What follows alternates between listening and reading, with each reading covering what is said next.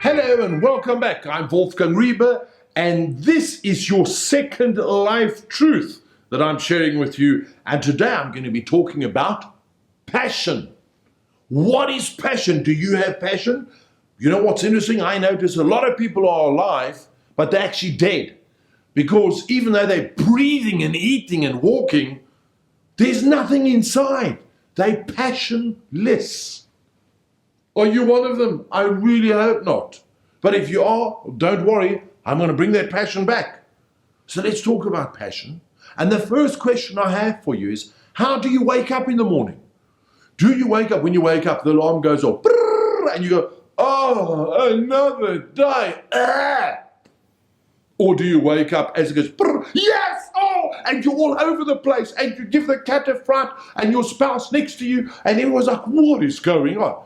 Do you wake up like that? Doubt it. Very few people do. I'm one of those. I'm like, yeah, I drive everyone insane. Now comes the question.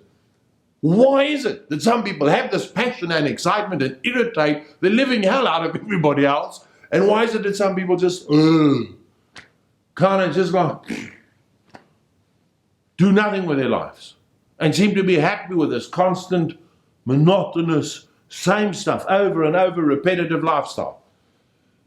It's because they haven't discovered their passion. To me, life is awesome. There's so much out there. Life is so short. Believe me, the older you get, you realize how short life is. Life is too short not to have fun, not to enjoy what you're doing. So, let's have a look at this whole passion thing.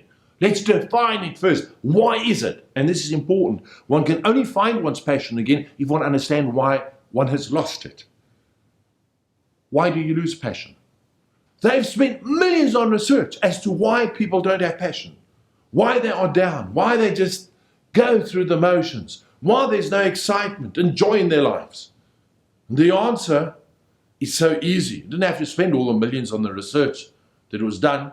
It's because we live in a society where we've been conditioned to have expectation. You're passionless, don't know if there's a word like that, because you have expectation. Let me explain this to you. We have been brought up to expect. I am nice to you because I expect you to be nice back to me. I expect you, because I'm nice to you, to buy my product a little later on.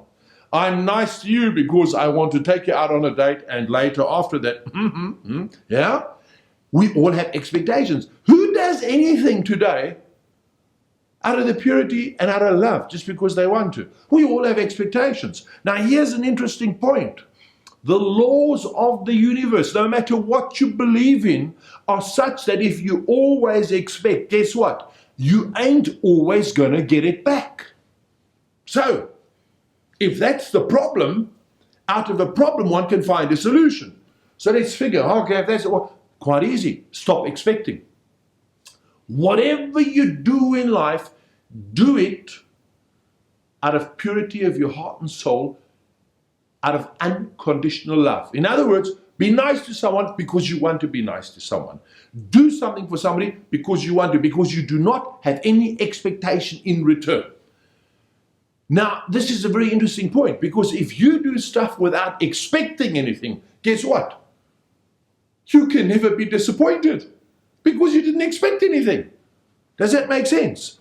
So now, what's even more interesting about this is that we go back to the law of the universe, and guess what? It is also such that because you didn't expect anything, the law of the universe will every now and then give something back to you. Because you didn't expect it, and when you get it back, it's like a super, oh, I didn't expect this, and that kind of rejuvenates and energizes you because you didn't expect it. I trust that makes sense to you. That's why I keep on saying to people, you have to follow your passion in life. You know, as a youngster, I wanted to be an entertainer, magician. And I started on the streets of London with nothing and followed my dream. It was never about money. It was just I wanted to do magic tricks. I worked all over the world in top venues, resorts, cruise ships. I've had my own TV series, many of them. Today, I've reached my dreams and I want to give back and I want to share this passion. Now, remember when I started, I wanted to do magic tricks. And I'm sure you're thinking, what the heck? That's somebody who just pulls rabbits out of hats at kids' parties. How do you make money with that? Believe me, you can. And I always worked in the corporate environment. It was fun. Even as a kid when I started, at 18, 19, walking the streets, going from restaurant to restaurant and wanting to do little magic tricks at tables. I started out just doing it for food. That's how I built myself up. Do you know what? It was fun. I was enjoying it. I look at people today sitting in 9-to-5 jobs. In fact, my oldest daughter, I took her with to a bigger financial institution the other day, and all the offices were open plan with these cubicles. And she stood there, she goes, I only thought they showed this in cartoons and videos. I didn't realize it was real. I'm like, yeah. Now look, you may work like that and you may love it. But for somebody that's autistic, I would go insane. I couldn't do that. My daughter's the same. But most people sit in jobs doing stuff which they hate. What kind of life is that? You know, I figure, even as a kid, when I was walking the streets, living from hand to mouth, times were tough. But at least times were tough and I was doing something I enjoyed. Imagine I'm in a career that I hate and times are tough. No wonder people want to jump off buildings. Come on, stop being pressurized and conditioned by society that you have to do this. You know how many people I've seen that have had a hobby that's kept them sane? Most people that are in situations like this are only kept sane through this cool hobby that they have. So at night they look forward to the evenings, the weekends, whether it's on a mountain biking club, whether it's building small scale models, going hiking, whatever, that keeps them going. That's what they live for, the weekend. Life is so awesome and life is so short.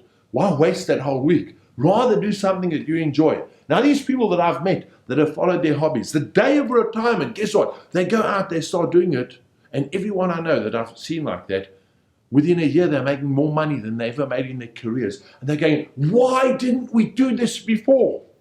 And guess what? Then 3-4 years later, they did. And that's it. That's so sad. My first lesson on wealth, define what wealth is about. It's not always about the financial. You see, I believe that if you are passionate about something, you've got to be honest with yourself, look within inside yourself and go, what is it that makes me tick? What is it that really gets me going, that gives me the reason to get up? Let me follow that. Whether everyone else around you agrees with you or not, it's your life. You've got to realize it's you, it's your life. You're the one that's got to look in the mirror and face yourself every morning.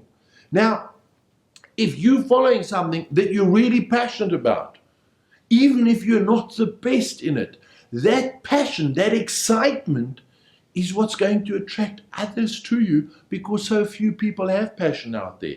And that's what's going to make them come to you and use your service, because you're the one that they dig hanging out with. And then that, guess what, is going to increase your business, and that's where the success is going to come.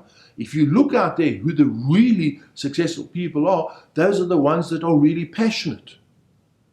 It's the first Apple Mac ad, or years ago when Apple went through that change, they had an advert called The Crazy Ones.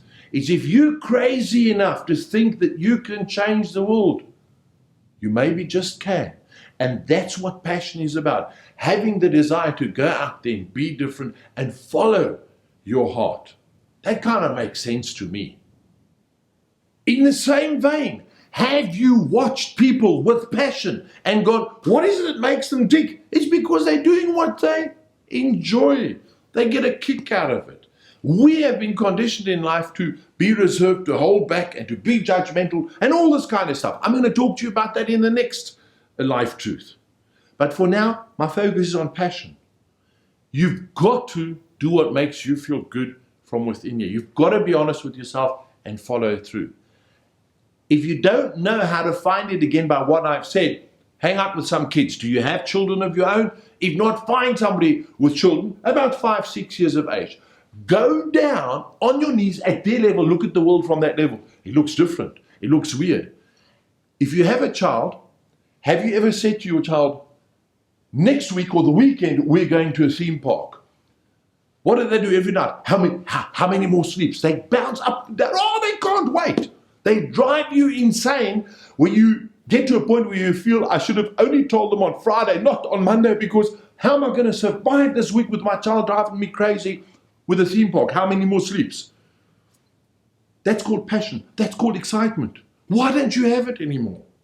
Are you with me? Are you with the point I'm trying to make here? I'll never forget. Here's a classic example.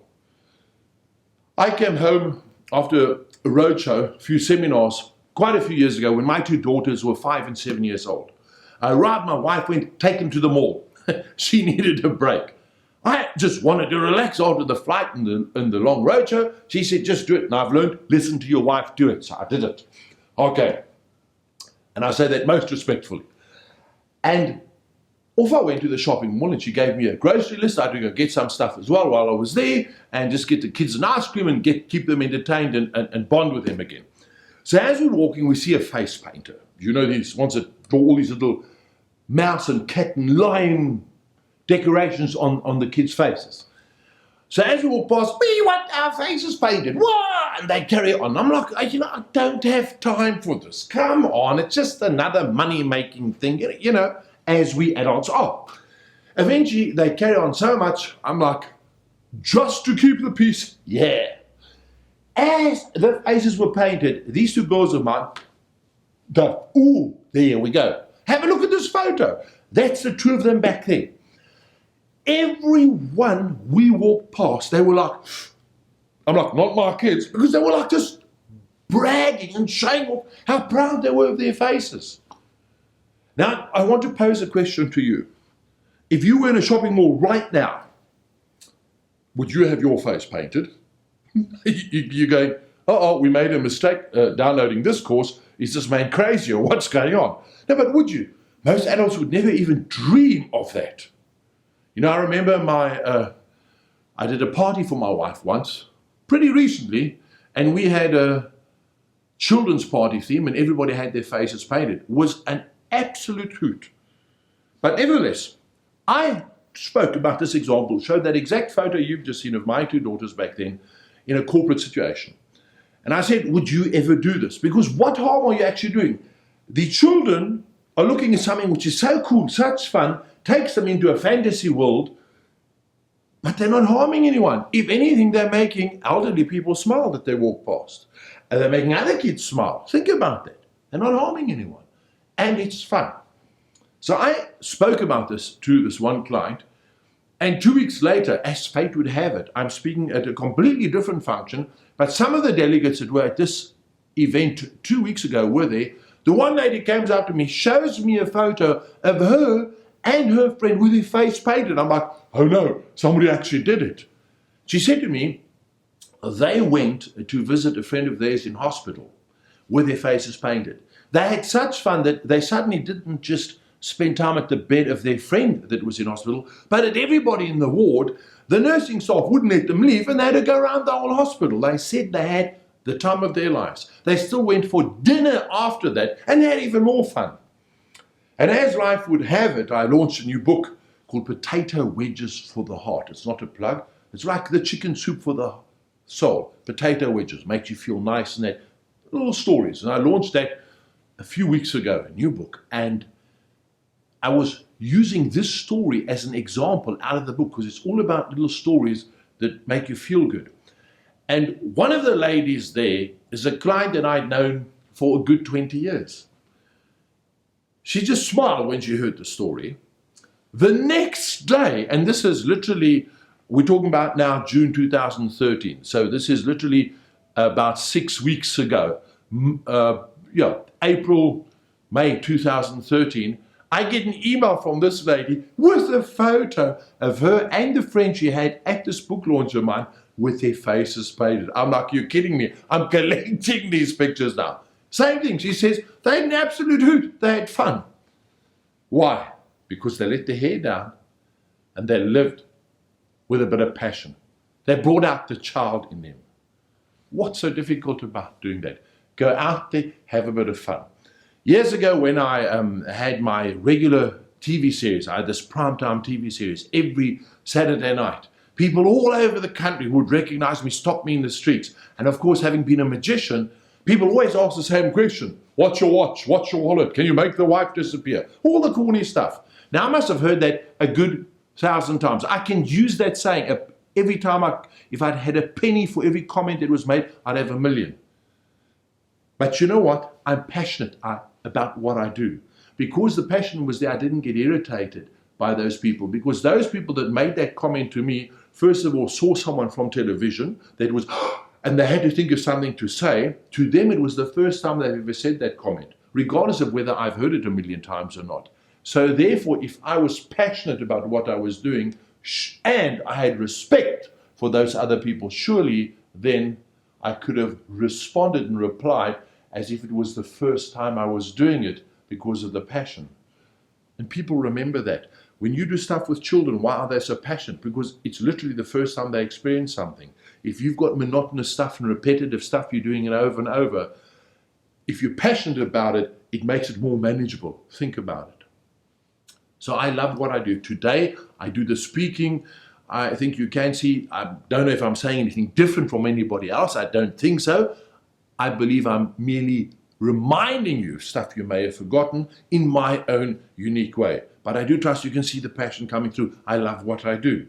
That's why I give you this course, because I want to share with you. I want to change your life for the positive. So that's enough jumping around for now. I've got to catch my breath before I do the next one. I trust you've enjoyed the second life truth, which has been all about passion. Please find your passion. Be honest with yourself. Look within yourself and live your life with passion. Then it becomes fun. Thank you very much for spending these moments with me. I trust you've learned something from it, and I look forward to seeing you in the next life truth, which is all about conditioning. Until then, from me, Wolfgang Riebe, bye.